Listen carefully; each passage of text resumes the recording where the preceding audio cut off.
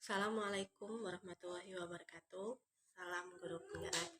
Baik, melalui tugas koneksi antar materi ini, saya akan berusaha menyampaikan kesimpulan dan juga refleksi terkait pembelajaran di modul 1. Tentunya setelah belajar di modul 1 ini, saya banyak mendapatkan inspirasi dan juga pengetahuan baru.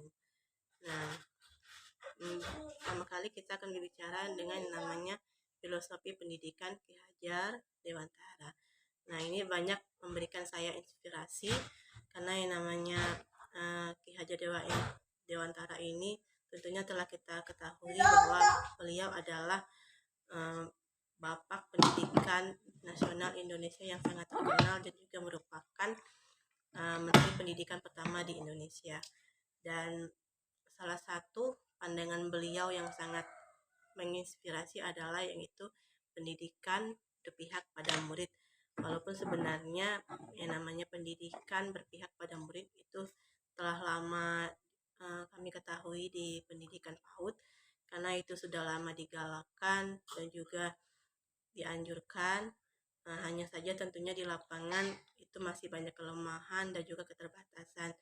Di sini pula saya setuju dengan pendapat beliau yang mengatakan bahwa pendidik itu hanya bertugas untuk menuntun. Jadi tidak ada tuntutan dan juga lebih mengedepankan yang namanya kodrat alami murid. Jadi pendidik bisa melihat apa yang telah dimiliki oleh murid dan juga melihat apa yang benar-benar mereka butuhkan. Tentunya nanti tujuannya sehingga murid bisa mencapai namanya kebahagiaan dan juga keselamatan.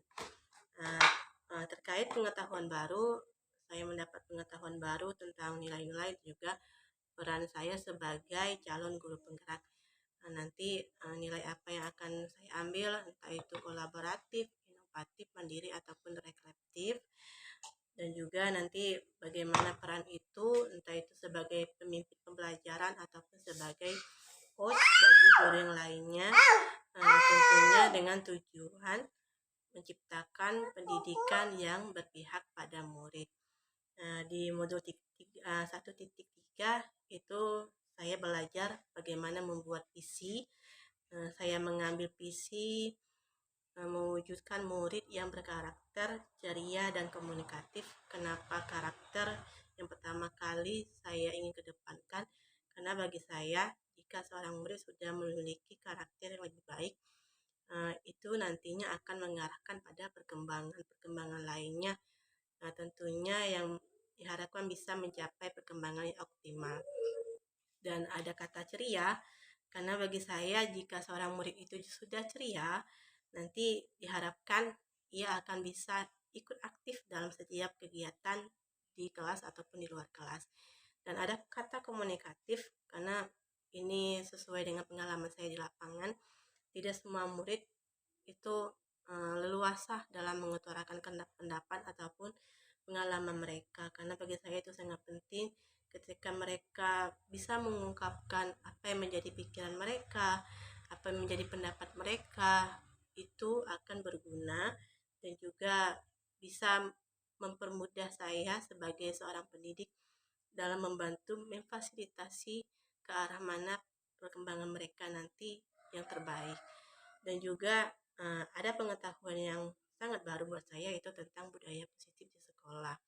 Entah itu dengan penerapan disiplin positif ataupun melalui motivasi-motivasi intrinsik, dan ada yang namanya peraturan kelas, keyakinan kelas, terus juga ada posisi kontrol dan juga segitiga restitusi.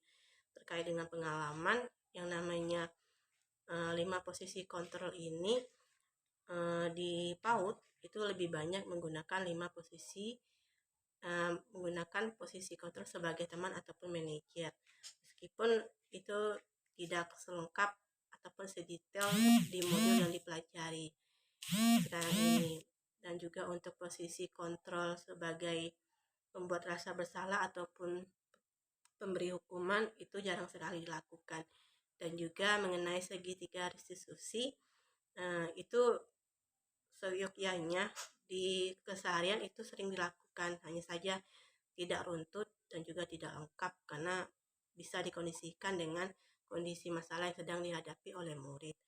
Dan juga mengenai tanggung jawab penerapan budaya positif ini, tentu tidak hanya tanggung jawab sebagai seorang kepala sekolah ataupun pendidik, itu menjadi tanggung jawab bersama yang menjadi warga sekolah demi perubahan yang lebih baik di sekolah. Nah, demikianlah pemaparan saya. Semoga ini bermanfaat dan juga saya berharap ini juga nantinya bisa segera diterapkan dan bisa saling berbagi dengan rekan sejawat ataupun kepala sekolah dan warga sekolah yang lainnya, dan semoga bisa diterima. Ya, saya akhiri dengan wassalamualaikum warahmatullahi wabarakatuh. Terima kasih.